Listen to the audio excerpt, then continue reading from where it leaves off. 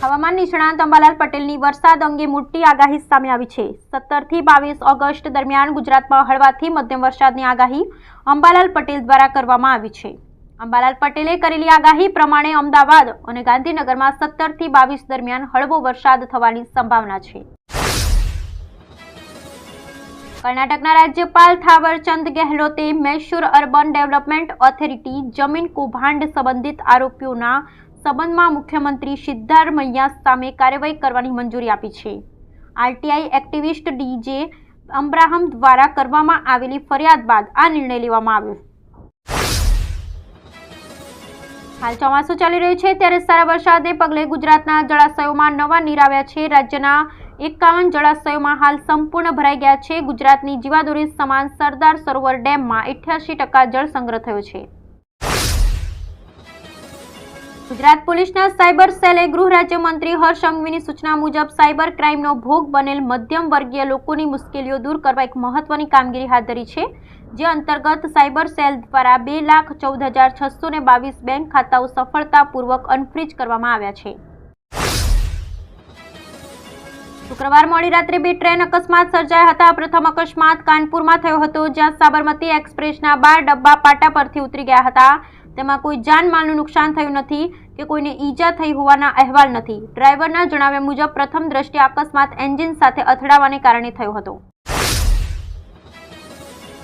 Himmatnagar national highway પર hit and રનની ઘટના બનવા પામી હતી, જેમાં મોતીપુરા જીઆઈડીસી પાસે બેફામ આવતી કારે 2 વાહનોને ટક્કર મારતા એક વ્યક્તિનું મોત નીપજ્યું હતું, જ્યારે 4 વ્યક્તિઓ ઈજાગ્રસ્ત થતા તેઓને સારવાર અર્થે હોસ્પિટલ ખસેડાયા હતા।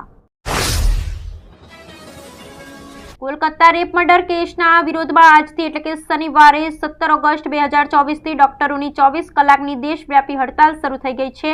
ઇન્ડિયન મેડિકલ એસોસિએશન દ્વારા આ હડતાલનું આહવાન કરવામાં આવ્યું છે। આઈએમએનું કહેવું છે કે હડતાલ દરમિયાન કોઈ નિયમિત ઓપીડી વૈકલ્પિક સર્જરી થશે નહીં। 24 કલાકના વિરોધ પ્રદર્શન દરમિયાન તમામ આવશ્યક સેવાઓ ચાલુ રહેશે અને ઘાયલોની સંભાળ રાખવામાં આવશે। લખનૌના ચૌધરી ચરણસિંહ અમૌસી એરપોર્ટ પર રેડિયો એક્ટિવ લીક થયું છે। 2 કર્મચારી બેભાન થઈ ગયા છે। ટર્મિનલ 3 સીઆઈએસએફ અને એનડીઆરએફને સોંપવામાં આવ્યું છે। 1.5 કિલોમીટરનો વિસ્તાર ખાલી કરાવાયો છે। લોકોનો પ્રવેશ બંધ કરી દેવામાં આવ્યો। ભારતની દીકરી વિનેશ ફોગાટ પેરિસ ઓલિમ્પિકમાંથી દિલ્હી પરત આવી પહોંચી છે। ઇન્દિરા ગાંધી ઇન્ટરનેશનલ એરપોર્ટ પર ભારતીય કુસ્તીબાજ વિનેશ ફોગાટનું ઉષ્માભર્યું સ્વાગત કરવામાં આવ્યું હતું। એરપોર્ટ પર સેંકડો લોકોની ભીડ અને તેના પરિવારને જોઈને તે ભાવુક થઈ ગઈ અને રડી પડી હતી। તેના આંસુ રોકાતા ન હતા। તેની પીડા જોઈને બધા ભાવુક થઈ ગયા હતા। કોલકાતાની મેડિકલ કોલેજની મહિલા રેસિડેન્ટ ડોક્ટર પર થયેલ દુષ્કર્મ અને હત્યા મામલે દેશભરમાં ડોક્ટરો વિરોધ નોંધાવી રહ્યા છે। ત્યારે બનાસકાંઠાની બનાસ મેડિકલ કોલેજ તેમજ પાલનપુર સિવિલના ડોક્ટરો પણ આજે હડતાલ પર ઉતર્યા છે અને આરોપીઓને કડકમાં કડક સજા થાય અને પીડિતાને ન્યાય મળે એ માટે જિલ્લા કલેક્ટરને આવેદનપત્ર પાઠવી રજૂઆત કરી છે।